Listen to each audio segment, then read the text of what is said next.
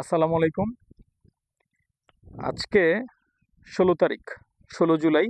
এখন বাজে দুপুর 1:30টা। আজকে সকাল থেকেই অন্য কিছু কাজে ব্যস্ত ছিলাম, অফিসিয়াল কিছু কাজে ব্যস্ত ছিলাম।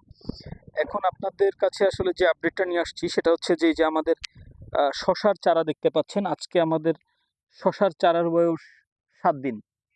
7 দিনে মাশাল্লাহ আমাদের গ্রোথটা খুবই ভালো আসছে। আপনারা গ্রোথটা দেখতে পাচ্ছেন। অলরেডি 3টা পাতা বের হয়েছে, এই যে 4টা পাতা শুরু হয়েছে বের হনো। আর এই যে যেটা দেখতেছেন, এই যে আমরা আপনাদের গত ভিডিওতে বলেছিলাম জোনাকি পোকার কথা, মনে আছে? জোনাকি পোকা আক্রমণ করে, এই দেখেন এটা হচ্ছে সেই ক্ষতিটা করে। এটার জন্য অলরেডি সেই এটার জন্য যে পরিচর্যা করা দরকার সেটা কমপ্লিট। এই যে দেখেন এখানে আলহামদুলিল্লাহ 2টা চারাই মাশাল্লাহ কত সুন্দরভাবে গজিয়েছে। এই যে 3টা পাতা ছেড়েছে, এই যে এই পাতাটা হয়তো কালকে মধ্যে দেখবেন এই পাতাটা ছেড়ে দিয়েছে। এখন আমাদের যে কাজটা আর কি, এখন কাজ হচ্ছে শুধুমাত্র এটার নিয়মিত পরিচর্যা করা, সঠিক সেচটা দেওয়া এবং প্রত্যেকটা সময় সকাল বিকাল এটার পরিচর্যাটা ঠিক রাখা, গাছের দিকে খেয়াল রাখা। কারণ এখন বিভিন্ন ধরনের সমস্যা হতে পারে। সেটা হচ্ছে যে পোকার আক্রমণ, এই যে মাটি এখন যে কোনো সময় আমাদের ওয়েদারটা কেমন জানি, আমাদের ওয়েদারটা হচ্ছে অনেকটা, ওয়েদার না ঠিক, আমাদের মাটিটা, এই যে মাটিটা দেখেন, আমাদের মাটিটা হচ্ছে আমাদের অনেক আপনজনদের মতো আর কি। হ্যাঁ, ধরেন আমাদের আপনজনেরা আমাদের যদি একটু কষ্ট দেয় আমরা ফেটে চৌচির হয়ে যাই, আবার যদি একটু ভালোবাসা দেয় একদম আমরা গলে যাই আর কি। এই মাটিটার অবস্থাও সেম। আপনারা ঠিক 2 দিন আগের ভিডিও দেখলে বুঝতে পারবেন যে আমার বুট এ কাদায় আটকে যাচ্ছিল।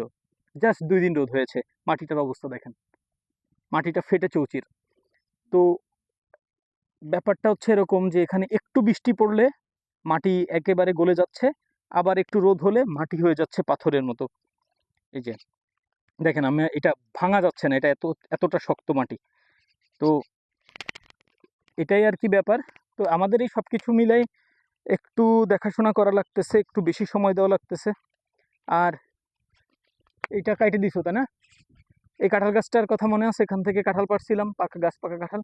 এটা ডালটা কেটে দিয়েছি, এটার পাতা, এই যে পাতা পড়ে নষ্ট করে। এই যে দেখেন, এই যে দেখেন, এই যে আমার এই গাছটা, এখানে আমার 2টা গাছ ছিল, এই দেখেন এই পাতাটা আমার একটা গাছকে নষ্ট করে দিছে। এই যে এই গাছটাকে নষ্ট করে দিছে, এটা পুরো ডেড। এই যে এই মাঝে 2টা গাছ ছিল, একটা অলরেডি ডেড, যে একটা আলহামদুলিল্লাহ সুস্থ আছে। তো এরকম ছোট ছোট কিছু ব্যাপার যেগুলো চাইলে স্কিপ করা যায়, তবে আমরা চাই না সেগুলো স্কিপ করতে। কারণ প্রত্যেকটা জিনিসে নজরদারিতে না রাখলে আমি ভালো চারা উৎপাদন করতে পারবো না। ভালো চারা উৎপাদন না করতে পারলে আমার পক্ষে ভালো ফসল উৎপাদন করা সম্ভব না। এখানে আলহামদুলিল্লাহ যে কয়জনই আসছে, আমার পরিচিত ভাই ব্রাদার বলেন, সম্পর্কে চাচা হয়, মুরব্বী কিছু আশেপাশে তারা কাজ কাম করে, তারা আসছে। তো তাদের ফিডব্যাকটা হচ্ছে যে